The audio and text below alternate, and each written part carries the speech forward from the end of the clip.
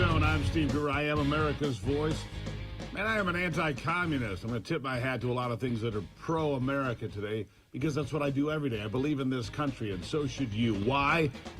Well, for a lot of reasons, and you know it. Here are three big things you need to know right now. Number one, the United States Supreme Court tossed out a Massachusetts law that required massive amounts of government regulation to own and use a gun for self-protection. Well, that's over. Number two, liberal heads are exploding as Elon Musk is now moving rapidly to buy Twitter and avoid the upcoming legal battle over his decision to leave the deal at one point. Well, he's back, and the left back in full-on panic.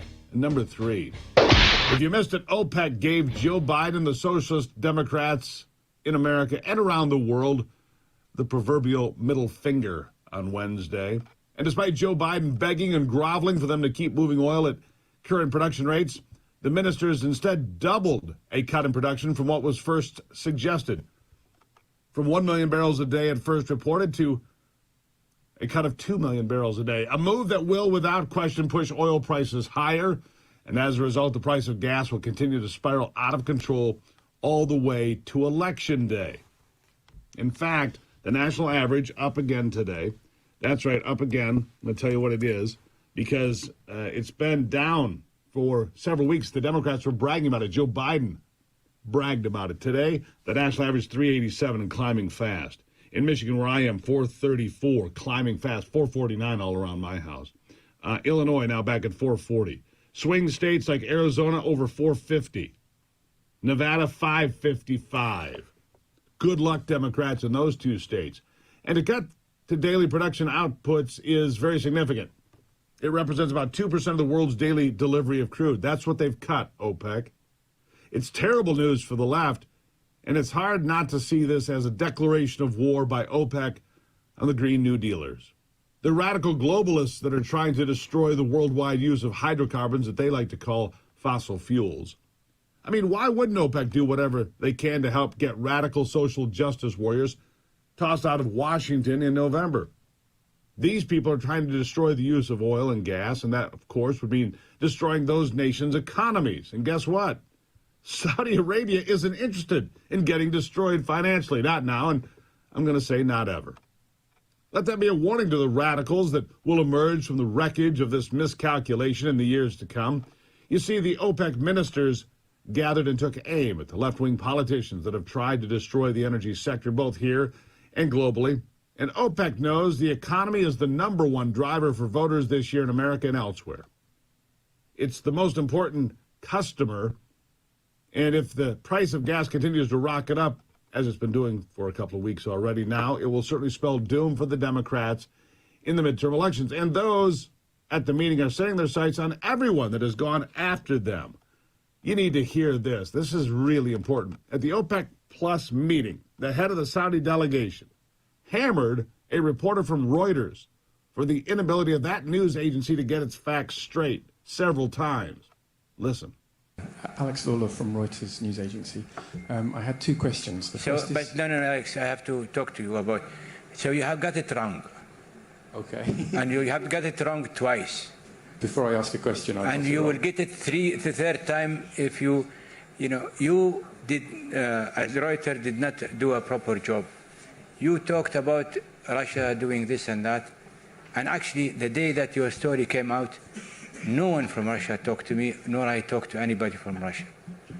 You repeated that again with another tale of a story prior to that Saudi and Russia, blah, blah, blah, are congregating around $100 price. That is not true.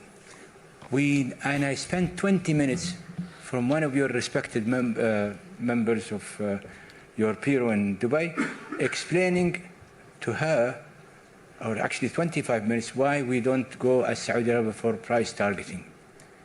And that 25 minutes went in vain, and I really don't like that. And I really don't like that. And the fact of the matter is he's not going to answer any more questions. That's what he said in the end. I'm not answering any more questions from Reuters. You can talk to somebody else around here, but I'm not talking to you or your organization until you get your act together. The fact of the matter is this.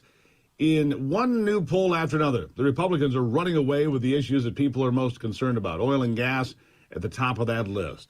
A new Monmouth survey listed the top concerns for voters this year, and no surprise, inflation and the economy are far and away number one. That's going to get worse because Joe Biden angered OPEC and has no respect on the world stage from anyone. And as a result, we will all pay a big financial price, and that is also a price the Democrat Party and its far-left socialist wing are going to get hit with at the polling place in November. The doomsday poll for Democrats is getting plenty of attention at CNN and the other far-left networks. I want you to hear this. Listen. Look, at the top of the list, extremely or very important, 82% said inflation. That's not so surprising. But the crime, look at that, crime at 72%, way up there, the second most important issue for the federal government to address. And then abortion, all the way down here at just 56%, basically tied with infrastructure at 57%, well within the margin of error of infrastructure. This split, with crime being so high and abortion being so low, was quite the shocker to me. Oh, that's a big problem for them, isn't it? Yeah, a big problem. You've got the economy number one. That's right. Other top issues: crime, elections, voting integrity, jobs, immigration, rounding out the top 5 concerns of Americans. Abortion, you just saw, which Democrats have been banking on to change the outcome this fall, comes in 7th place. Climate change ranks distant as it also ran 10th place. None of this is good news for the Bernie Sanders and the socialists. And when CNN is talking about it as much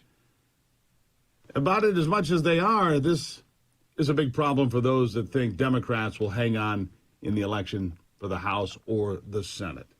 Because as Democrats are trying to talk their way out of it, the old adage comes to mind: if you're explaining, you're losing. And one of the red flags is the importance of crime. Crime. Number 2 there versus abortion over the last 6 months. And this is very telling, not only the numbers, but the emphasis it's getting from CNN and the discussion they're having. Listen to this. What are people searching for on Google? What is it that comes to their mind? So this is Google searches, crime versus abortion, the percentage among those who search for either. Look, around the time that Roe v. Wade was overturned in June, crime was just at 30% of all the searches that people were searching between crime and abortion. Abortion was at 70%. In May, again, abortion higher than crime. In July, it was basically tied. Abortion slightly higher than crime.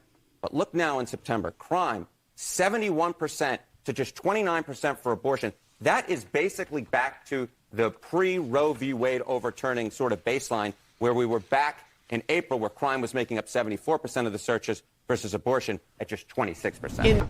I mean, that is startling. Startling if you're a Democrat.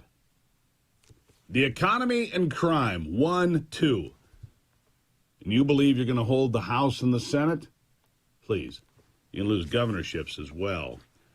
In fact, it looks like Oregon, the state of Oregon, is going to put a Republican in place for the first time in God only knows when.